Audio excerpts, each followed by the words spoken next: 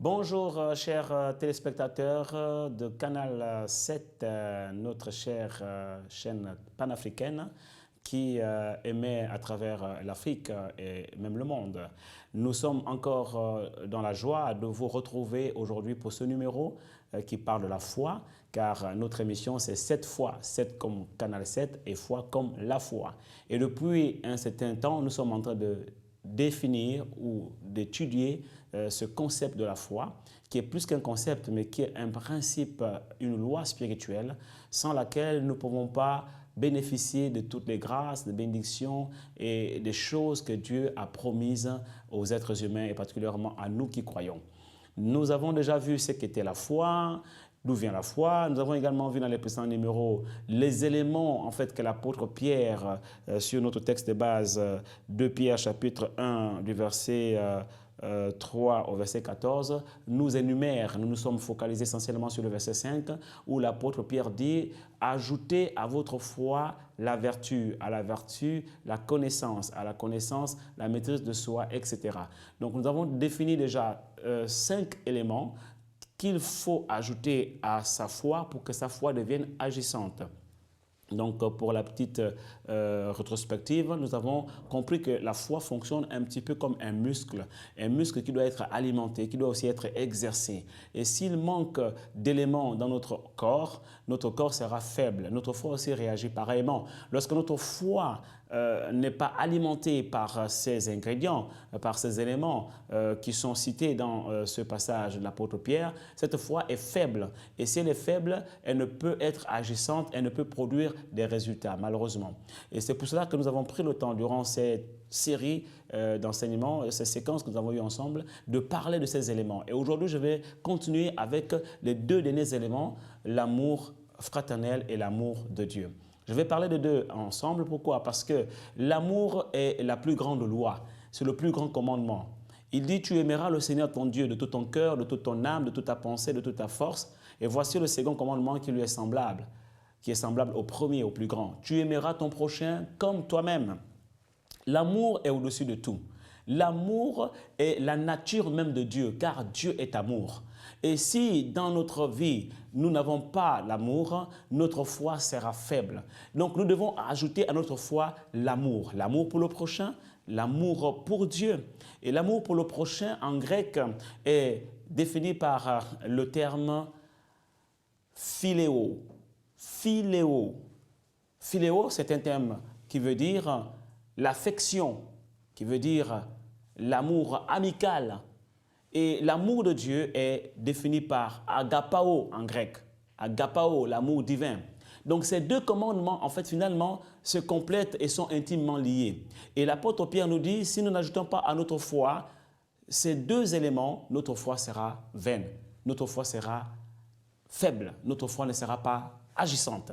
Alors, j'aimerais t'encourager aujourd'hui, mon frère, ma soeur, qui me regarde, chers amis téléspectateurs, de développer l'amour. À développer l'amour, à cultiver l'amour. Vous devez cultiver l'amour pour que votre foi soit agissante, qu'elle soit forte. Comme ça, quand vous prierez dorénavant, vous verrez que vos prières seront exaucées. Il dit, tu aimeras le Seigneur ton Dieu de tout ton cœur, de toute ton âme, de toute ta pensée, de toute ta force. Ça, c'est l'amour que nous avons pour Dieu. Nous devons aimer Dieu. Nous ne devons pas haïr Dieu. Il y a des gens aujourd'hui qui me disent, je ne crois pas en Dieu, je ne sais pas s'il existe même pour moi, je ne crois que ce que je vois. Quand vous réagissez de la sorte, vous êtes en train de rejeter Dieu. Vous devez savoir que Dieu est celui qui vous a créé. Il est le créateur. Il a créé le ciel, la terre, tout ce qui existe, il a créé l'homme. C'est lui qui vous donne le souffle de vie que vous avez aujourd'hui. D'ailleurs, la Bible nous appelle les fils de Dieu. Ça veut dire que lui, il est notre Père, c'est-à-dire celui qui nous donne la vie. Bien entendu, je sais très bien que beaucoup de personnes ne comprennent pas pourquoi Dieu pourrait avoir des fils sur la terre. Mais je ne parle pas ici d'être fils de Dieu dans le sens naturel du terme. Parce qu'évidemment, dans le sens naturel du terme, on ne peut pas comprendre pourquoi Dieu serait notre Père. Mais la définition de Père, Dieu en tant que Père ici, provient d'un terme araméen, Ab. Ab, qui signifie l'origine de toute vie.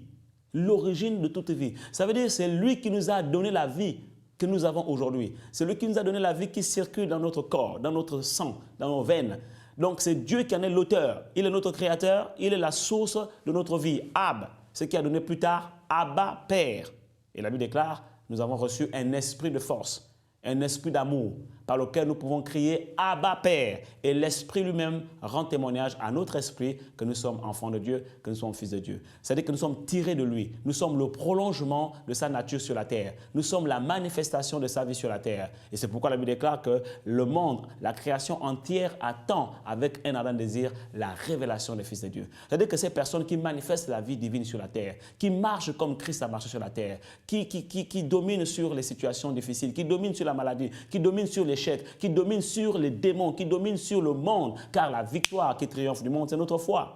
Voyez-vous, et à cette foi doit s'ajouter l'amour, sans lequel notre foi serait faible. Et cet amour-là, qui est l'amour agapao, est un amour divin, un amour invisible à la base, mais qui doit être matérialisé sur la terre par l'amour philéo. Donc l'amour philéo sera la manifestation, la matérialisation de l'amour agapao. Vous réalisez cela? C'est pour cela que l'apôtre Jean nous dit, tu ne peux pas dire que tu aimes Dieu que tu ne vois pas, si tu n'aimes pas ton frère que tu vois. C'est-à-dire que tu peux toujours dire que j'aime Dieu, ça reste invisible, ça reste quelque chose de spirituel, d'abstrait, d'inatteignable pour le commun des mortels, d'insaisissable. Par contre, si cet amour que tu as dans le cœur pour Dieu, tu le manifestes, tu le déverses sur la terre envers les êtres humains, cela doit se voir par des actes concrets, pratiques. Quelqu'un est dans la difficulté, tu as les moyens de l'aider, tu l'aides. Quelqu'un est malade, tu le visites, tu lui rends visite. Quelqu'un a besoin de toi, tu le soutiens. Tu dois aimer en action. Tu dois démontrer cet amour par des actes concrets. C'est pourquoi la Bible déclare que la foi sans les œuvres, elle est morte. Parce que dis-moi que tu as la foi sans les œuvres, je te démontrerai ma foi à travers mes œuvres. Car une foi sans les œuvres, elle est morte.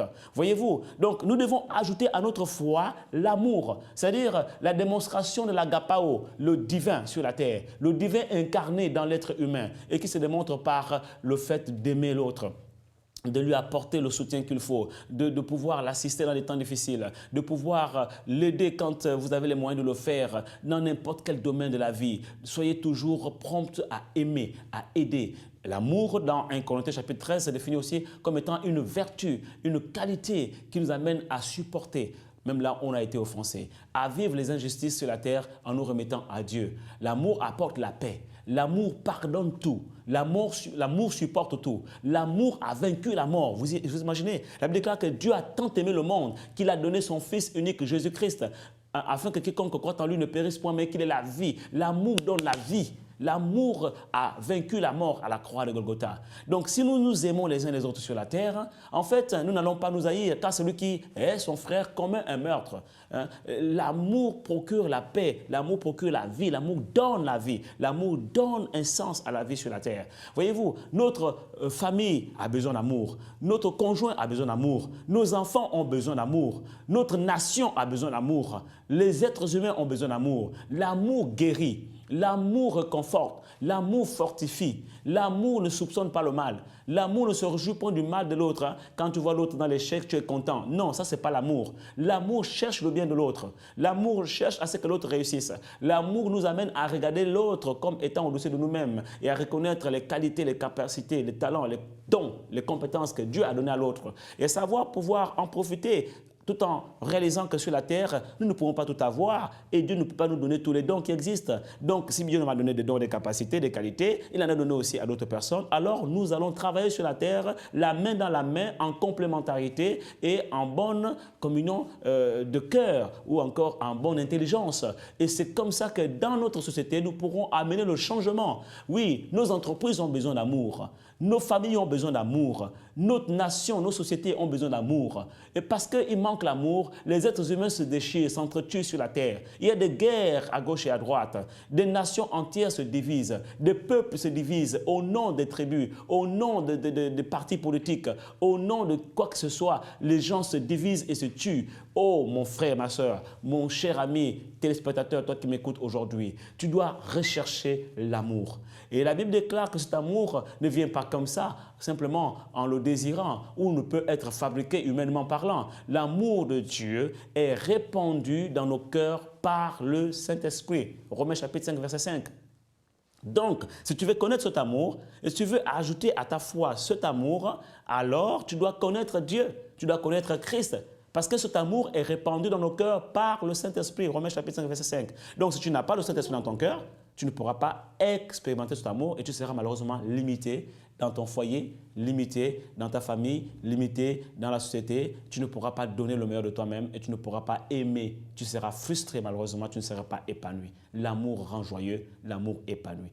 Et je te souhaite d'ajouter à ta foi l'amour. Elle deviendra forte, elle deviendra agissante et tes prières seront toujours exaucées et le ciel s'ouvrira sur ta tête et ton année sera bénie. Je déclare la bénédiction de Dieu sur tous les téléspectateurs qui m'écoutent, qui me regardent. Je déclare au nom de Jésus que l'amour de Dieu est répandu dans vos cœurs par le Saint-Esprit. Que vos cœurs s'ouvrent à Dieu, s'ouvrent à son amour, s'ouvrent à Christ, l'auteur et le consommateur de notre foi, afin que vous puissiez croire sur le fondement véritable qui est Christ, que votre foi soit basée sur Christ et que le Saint-Esprit qui donne, qui produit en nous la nouvelle naissance, produise en vous cette nouvelle naissance et vous donne la capacité de connaître Dieu, connaître qui est Dieu, la communion de ses souffrances et la puissance de sa résurrection, connaître Christ, la communion de ses souffrances et la puissance de sa résurrection. Ainsi, l'amour de Dieu sera répandu dans vos cœurs par le Saint-Esprit. Que Dieu vous bénisse.